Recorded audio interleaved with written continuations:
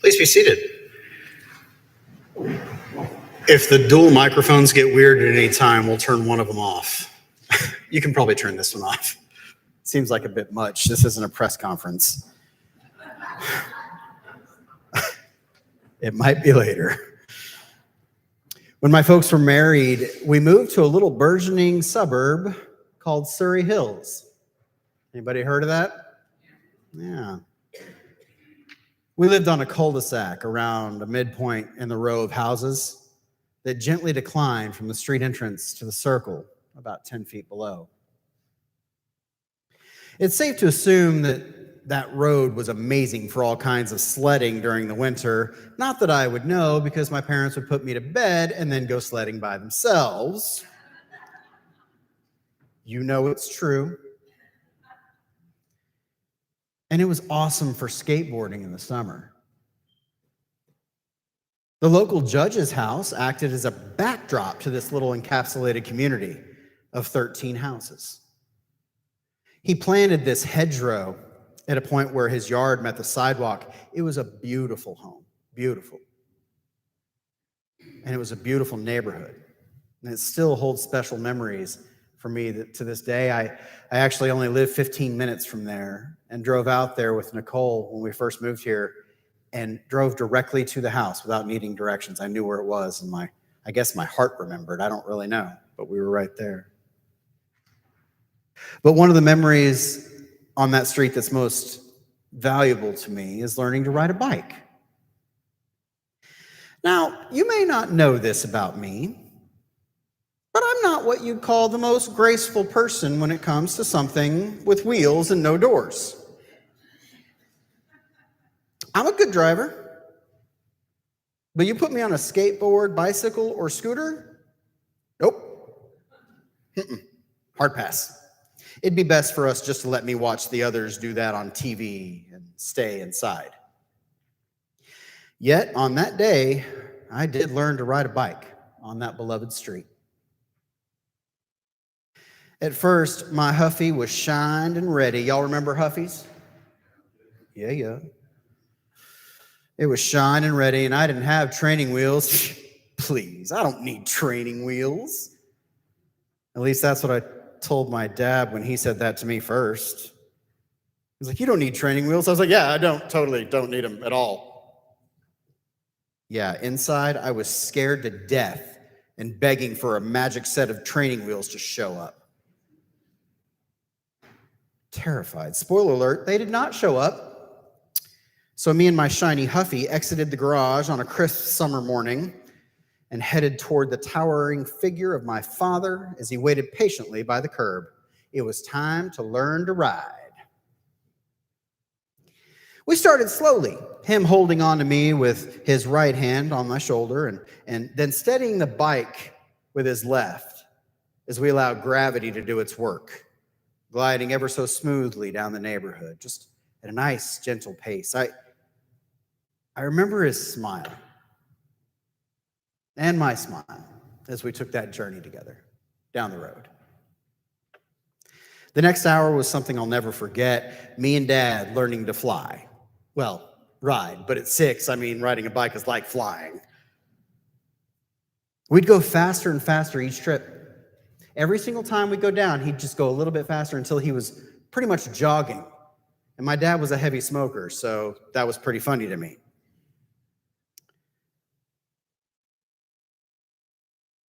I didn't even know when he stepped away the first time. Didn't know when he let me go.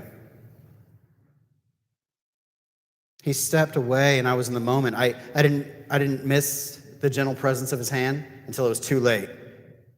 I was doing it. I was riding a bike on my own for 3 glorious seconds. Then inevitably, the inevitable happened. I was on top of the world riding a bike down the road for the first time, but those moments weren't meant to last. At least not that day, as I started to wobble. Gently at first, but then an increasing volatile shake. Then catastrophe, absolute catastrophe. Remember that hedgerow at the judge's house that I mentioned earlier? You guys remember that? It was about 2 minutes ago. Let's just say I learned 2 skills that day: riding a bike and novice landscaping. I plummeted through that hedge like a comet because this was the 80s, and y'all know I didn't have a helmet on. For those of you not raised in the 80s or 90s, know that we didn't have helmets or seatbelts. After flopping onto his yard, my Sean-shaped hole behind me and the remnant of that beautiful hedge, I rolled over and stared at the sky. In a blink, Dad's face slid into my vision from above. "Oh my God, are you all right?" Now, I wish that I could tell you that I handled this situation well. I wish that I could tell you I picked myself up off the ground without a second's hesitation. I wish I could tell you that I didn't cry, that I laughed and dusted it off and rubbed some dirt on it and got back out there. I wish I could say that. But no, I cried while I was plucking errant twigs out of my arms and hair and blowing on the scrapes and cuts. Like that helps. My dad just shook his head and smiled. And when I was done crying, he picked me up and he dusted me off and he pointed at the top of the street. I said, "You ready to go again?" Say no, say no, say no, say no, say no. Yep, I'm ready. That's what I said. Eventually, I learned to stop destroying my neighbor's property as I got better and better at riding that bike. And pretty soon, with the exception of a legendary ramp that's from a different story, Paula Durst, you know that one, I was actually decent at maneuvering my new wheels. But it took most of the day for me to trust that Dad was just a few steps away if something happened. Unlike many of my stories, this one is actually true. We be making stuff up here all the time. And it kind of matches up with what happened between Jesus, the disciples, Peter, and their first boat trip. Christ goes off to pray earlier in the chapter of Matthew, only to be met by thousands of folks who are hungry for food and for knowledge. So he prays, then he preaches. Prays, preaches, makes a miracle. 5,000 people are fed. Afterward, he sends the disciples ahead of him, dismisses the crowds, and goes up the mountain to pray again, or to finish praying after the first interruption. I'm not really sure. But once he's finished, he decides to take a shortcut back to the disciples, as one does, just walking on water. We know the rest. Disciples cry, "Ghost!" And Peter says, "If it's you, let me come and find out." Then Peter walks on water for 3 glorious seconds before sinking back in, crashing spectacularly. And Jesus' gentle smile beams down at him, saying, "Oh, Peter, you have little faith. Why'd you sink?" I wonder at quite a few things in this pericope, but one of them stands out to me. First, it's Jesus' response to Peter. I don't think he was angry or dismissive. I really don't. I don't think he was chastising Peter. I tend toward him being fatherly and kind, taking hold of a shivering and scared Peter and riding him upon the water, leading him back to the boat. But then I see him saying, "You ready to go again?" Life is difficult even at the best of times. As my friend once said, seek out the good moments in life, the joyous ones, because the bad ones are going to find you all on their own. And I know every single person here knows that's true. Life be like that. Yet with even just a tiny bit of mustard, we can slide through even the worst times, can't we? And if you didn't get that biblical reference, please come to my class beginning on September 3rd, where we will read the Bible. A small amount of faith, the size of a mustard seed, is all it takes to take the road less traveled, walking toward a God that awaits us with opening arms and no condemnation. I wonder how often we allow ourselves to suspend our disbelief long enough to embrace the possibility that God will really pick us up if we fall, if God really is there for us. Our mouths say it, but do our actions? In a world that wants us to play it safe, to stay inside the boat and feel the swirling storm, are we able to find time to pray and then act? Do we take that time away? Do we pray first and then seek? Are we willing to do that? Notice after Jesus prays, miracles happen.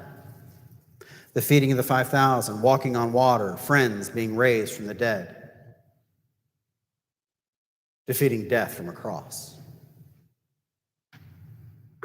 Miracles happen after prayer, don't they? Whether it's learning to ride a bike, the loss of loved ones or jobs, cancer or chaos, are we willing to get out of the boat instead of hunkering down and wishing it all away? Are we willing to take that first step and then another toward Christ, toward our salvation? Are we willing to allow our disbelief to turn into steadfast knowing? The knowing that God will catch us when we falter, fall, and fail. Even as hard as it seems sometimes, even as far away as God seems sometimes, are we willing to rest and suspend our disbelief? We should. We should be bold, bike riding, head crashing, cancer defying, joy filled Christians, the people of God. We should set aside our hopes for training wheels and know that we're going to destroy something at one point with our calamitous failures. We just are. And accept the tears and soothing and the wounds. All that stuff is just part of the healing process. It's hard, and I'm not going to diminish it, but it's part of it. If we didn't have that, we wouldn't know the worth of getting back up. We wouldn't know the worth of rising again.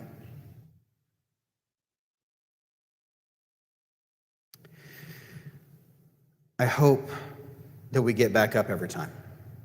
I hope that we wait for a God to ask us the most pivotal question of all.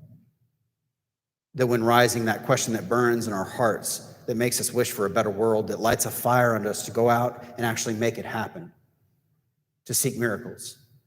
And that question is simple. Are you ready to go again? I know I am.